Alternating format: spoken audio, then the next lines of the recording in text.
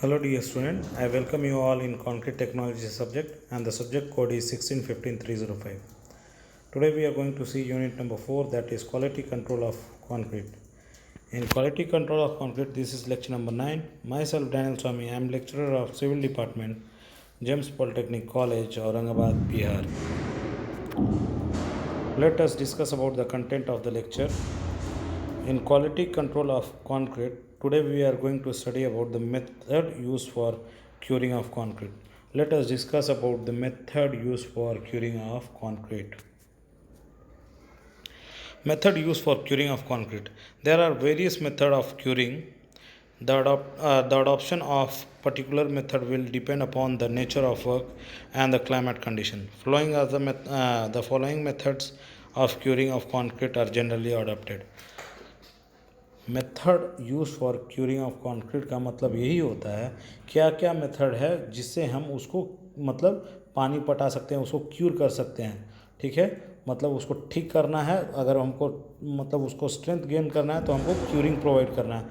तो क्यूरिंग किस किस तरह से हम लोग को प्रोवाइड करना है, उसके क्लाइमेट कंडीशन के अनुसार से उसको हम लोग को क्यूरिंग प्रोवाइड करना है. Let us discuss about that. Method used for curing of concrete. A scading concrete works, covering concrete surface with hosен or gunny bags, sprinkling of water, pounding method, membrane curing and stream curing. These are some of the method used for curing of concrete. Let us discuss about this method in detail. First is shedding of concrete work. The object of shedding concrete work is to prevent the evaporation of water from the surface, even bring settings. This is adopted mainly in the case of larger concrete surface such as road slab. This is essential in drying weather to protect the concrete from heat, direct sun ray and wind. Shedding of concrete work में क्या होता है कि मतलब अगर मान लेते हैं कि रोड कंस्ट्रक्ट हो रहा है तो हम लोग को रोड पे हम लोग क्या करते हैं, शेड कर देते हैं. जिस तरह से हम लोग उसके ऊपर एक लेयर बिछा देते हैं, बालू का लेयर. चाहे मतलब इधर बिहार में आप देख सकते हो कि जब रोड कंक्रीट होगा तो उस पर मतलब जूट बैग डालते हैं. नहीं तो मतलब जूट बैग नहीं डालेंगे तो ये जो धान का मतलब स्ट्रॉ होता है वो मतलब जो पुआल होता है वो पुआल को डाल के उसके ऊपर पानी छिड़क देते हैं, क्योंकि पुआल जो होता है वो पानी मतलब ऑब्जर्व करके रखता है. ठीक है, तो ये इस तरह से उसके ऊपर एक शेड बना देते हैं, mainly in the case of larger concreting surface of road slab. जब हम बहुत ज़्यादा कंक्रीट कर रहे हैं तो ये हम लोग करेंगे तो उसको क्या होगा कि उस पर डायरेक्ट हीट नहीं पड़ेगा, डायरेक्ट सनलाइट नहीं पड़ेगा और वो हवा से बचेगा. मतलब उसमें हवा अगर चलेगा, मतलब अगर ड्राई हवा चल रहा है मतलब सूखा हवा है तो वो क्या करेगा, वाटर को ऑब्जर्व कर लेगा. ठीक है, तो उसमें क्रैक इंड्यूस होगा. इसलिए मैक्सिमम हम लोग क्या करते हैं कि उसमें मतलब हम लोग पानी पोर करते रहते हैं. ठीक है, it is also protect the surface from rain. In cold weather, shading helps in preservation of heat, of hydration of cement, thereby preventing freezing of concrete under mild frost condition. Shading may be achieved by using canvas stretches on frames. This method has a limit application only. एक तरह से अगर नहीं तो normally हम canvas के through हम उसके ऊपर एक शेड बना देंगे.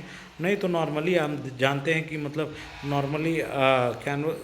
नॉर्मली इंडिया में कैनवास नहीं यूज़ होता है वो फ्रेम बनाने के लिए, क्योंकि आप कैनवास आप उतना लंबा रोड में नहीं करोगे. अगर करते हो कैनवास लगाते हो, आप रात में छोड़ के जाओगे तो वो लोग चोरी कर लेंगे. तो इसलिए क्या होता है कि मतलब कैनवास नहीं लगता है और कैनवास की जगह पे हम लोग क्या करते हैं कि मतलब वहाँ पे जूट बैग डाल सकते हो, मतलब पुआल डाल सकते हो. पुआल डालने के बाद उसके ऊपर पानी डालते हैं तो वो पानी को पकड़ के रखता है. शेडिंग में भी achieved by using canvas stretches on a frame. और अगर नहीं तो अगर कैनवास यूज़ करते हैं तो हम लोग फ्रेम बना के उसके ऊपर कैनवास डाल देते हैं और उस पर पानी पटा देते हैं. तो क्या होता है कि वो मतलब मॉइस्चर कंटेंट रखता है. ठीक है, और ये मेथड जो है बहुत कम से कम यूज़ होता है. ठीक है, covering concrete surface with a hosен or gunny bags. तो अभी जिस तरह से आपको हम बता रहे थे कि अगर हम लोग को क्यूर करना है, अगर उसका सरफेस को क्यूरिंग प्रोवाइड करना है, तो हम लोग को क्या करना है कि गनी बैग्स, जिसको हम लोग जूट का बोड़ा भी बोलते हैं, जो आपका जूट का बोड़ा में मतलब क्या होता है कि आप अगर साइड पे गए होगे तो जूट को बोड़ा को उसको मतलब खोल के और उसको पूरा मतलब कॉलम के ऊपर लपेट देते हैं। अगर मान लेते हैं कि रोड बन रहा है तो रोड पे क्या करते हैं, गनी बैग्स को बिछा देते हैं, मतलब जूट का बोड़ा को बिछा देते हैं और उसके ऊपर पानी स्प्रिंकल कर देते हैं। पानी स्प्रिंकल करने के कारण जूट बैग जल्दी पानी रिलीज नहीं करता है और वो मतलब मॉइस्चर कंटेंट रखता है और वो ठंडक पहुंचाता है कंक्रीट सरफेस में। ठीक है, this is widely use method of curing particularly for structural concrete. ये जो है मतलब गनी बैग और हसन क्लॉथ, ये जो यूज़ होने वाला बहुत इंपॉर्टेंट यूज़ होने वाला चीज़ है और सबसे ज़्यादा यूज़ होता है क्यूरिंग करने के लिए। ठीक है, this expose surface of concrete is prevented from drying out the covering it with hessian and canvas or empty cement bags. ये जो एम्प्टी सीमेंट बैग्स है ये सब मतलब जो है कवरिंग के लिए यूज़ होता है और इसे मतलब मॉइस्चर कंटेंट मतलब वो मतलब उसके अंदर बना रहे हैं। ठीक है, the covering over a vertical और sloping surface should be secured properly. जो भी मतलब वर्टिकल सरफेस में अगर हम कवर करते हैं तो उसको मतलब प्रॉपरली उसको सिक्योर कर लेते हैं, क्योंकि वो घस के ना, और जब हम उस पर पानी छिड़के तो वो मतलब मॉइस्चर कंटेंट रखे। This are periodically wetted. ये क्या होता है कि टाइम टू टाइम उसको मतलब जब वो सूखे तब उसको हम लोग भिगा देना है, तो वो टाइम टू टाइम उसको भिगाया जाता है, उसको वेट किया जाता है। ठीक है, the intervals of wetting will depend upon the rate of evaporation of water। हम लोग का उसको भिगाने का मतलब टाइम किस तरह से पता चलेगा, जिस तरह से आपका क्लाइमेट कंडीशन है, एवोप्रेशन जिस अमाउंट से होगा उस तरह से हम लोग उसको भिगा भिगा के मतलब उसको हम लोग उसको क्यूरिंग करेंगे। ठीक है, it should be ensure that the surface of the concrete is not allowed to dry even for a shorter time during the curing period. A special arrangement for keeping the surface wet must be made at night and on holidays। तो क्या करना है कि हम लोग जानते हैं कि अगर मान लेते हैं कि रात में अगर वो सूख जाएगा, इसलिए रात में मतलब उसको स्पेशल क्यूरिंग करने के लिए हम लोग को क्या करना है कि उसको हम लोग को पानी भिगाना है, या मतलब उसको स्पेशल केयर देने के लिए हम लोग क्या कर सकते हैं, कोई मतलब हेल्पर को नाइट ड्यूटी करके उसको हम लोग पटाने के लिए दे सकते हैं। और हॉलीडेज में भी हम लोग को कोई एक हेल्पर को हम लोग को रखना है जो मतलब उसको पानी पटाए। ठीक है, next one is sprinkling of water। Sprinkling of water continuously on concrete surface provide an efficient curing। Sprinkling of water मतलब क्या होता है, पानी का छिड़काव। पानी का छिड़काव अगर कंटिन्यूसली अगर करते हैं कंक्रीट पे तो एफिशिएंट क्यूरिंग वो हमको प्रोवाइड करता है। It is mostly use for curing floor slabs. पानी का छिड़काव हम लोग कहाँ करते हैं, फ्लोर स्लैब्स में, जहाँ हम लोग को मतलब नॉर्मली हम अगर कॉलम पे स्प्रिंकलिंग वाटर करेंगे तो तुरंत सूख जाएगा क्योंकि पानी बह के नीचे आ जाएगा।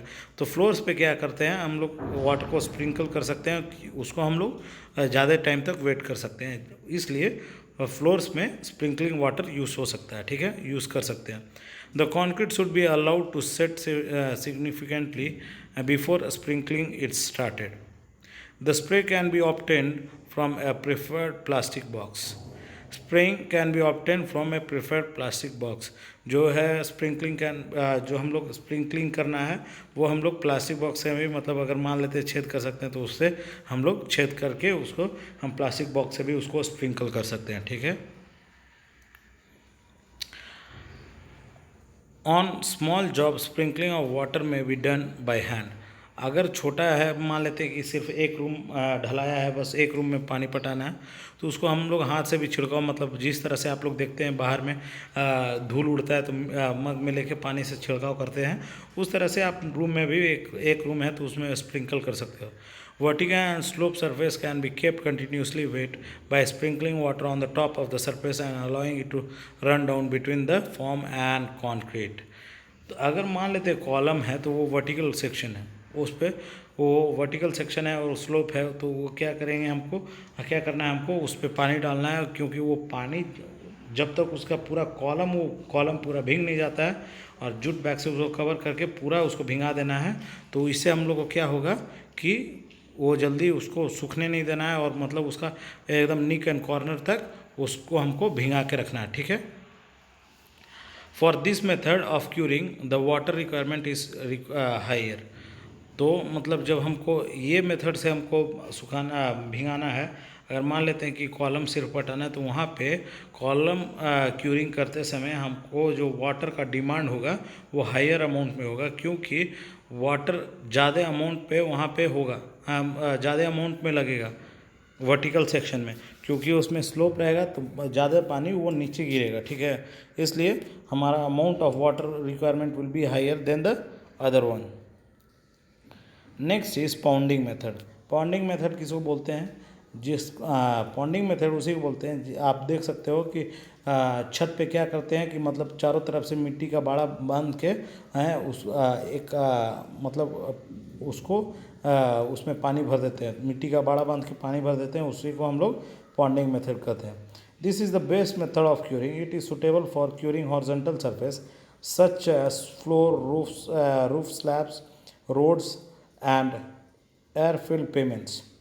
तो ये जो है मतलब फ्लोर हो गया, रोड हो गया, रोड स्लैब्स हो गया, रूफ स्लैब हो गया, तो ये जो पेमेंट हो गया, ये सबको मतलब हॉरिजॉन्टल रहता है। तो इसमें हम लोग क्या कर सकते हैं, पॉन्डिंग मेथड से हम लोग मतलब इसको क्यूर कर सकते हैं। The horizontal top surface of the beam can also be ponded. जो मतलब हॉरिजॉन्टल टॉप सरफेस का बीम है उसको भी हम लोग पॉन्डेड कर सकते हैं, उसमें भी हम लोग बाड़ा बना के हम लोग पानी भर सकते हैं, ठीक है। After placing the concrete it is expose surface is first covered with ए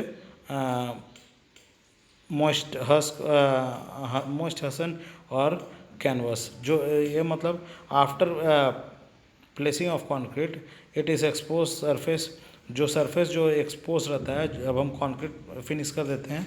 अगर मान लेते हैं कि बड़ा एरिया, अगर 600 स्क्वायर फीट आपको 6000 स्क्वायर फीट आपको ढालना है, तो आप जब 2000 ढाल देते हो तो उसको मतलब क्या करना है, गनी बैग से या हसन बैग मतलब हसन क्लोथ से उसको कवर करके उसको मॉइस्ट कर देना है, ठीक है। After 24 hour this cover are removed and small ponds of clay or sand are built across along the pavement। तो क्या होता है कि मतलब 24 घंटे के बाद जब हम उसको मॉइस्चर दे देते हैं, तो 24 घंटे के बाद हम लोग गनी बैग को हटा देते हैं। जो मतलब बोड़ा होता है, जूट बैग को होता है, उसको हम लोग जूट बैग को हटा के हम लोग क्या करते हैं, उसको पॉन्ड कर देते हैं, या छोटा मतलब पॉन्ड बना देते हैं। जब उसको हम किनारे किनारे से बाड़ा बना के, चाहे वो मिट्टी का हो चाहे वो सीमेंट सैंड का मिक्स करके 1:7 रेशियो में मिक्स करके हम बना देते हैं, जिससे पानी को होल्ड करके रखें, इससे हमको प्रॉपर क्यूरिंग मिलेगा, ठीक है।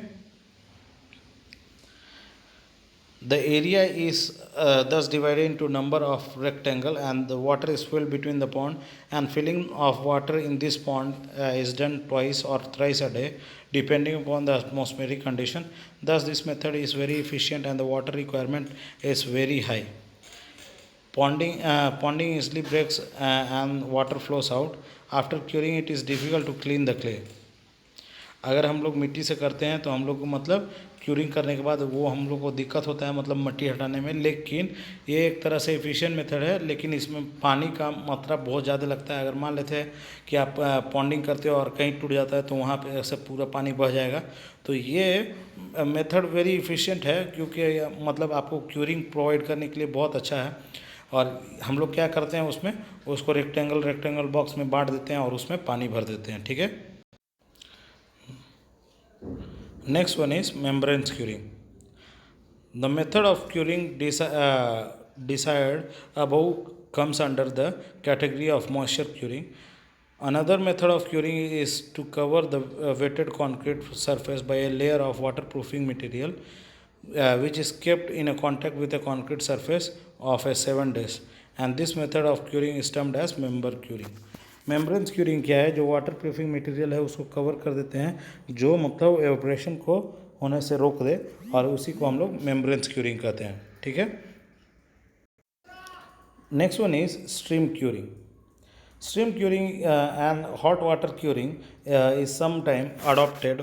With this method of curing, the strength development of concrete is very rapid. This method can be best be used in precast concrete work. In stream curing, the temperature of stream should be restricted to a maximum of 75 degree, as in absence of proper humid, and the concrete may dry soon. In case of hot water curing, temperature may be raised at a limit of 100 degree Celsius. Stream curing का मतलब क्या होता है? Stream मतलब क्या होता है? बाँफ से क्यूरिंग करना.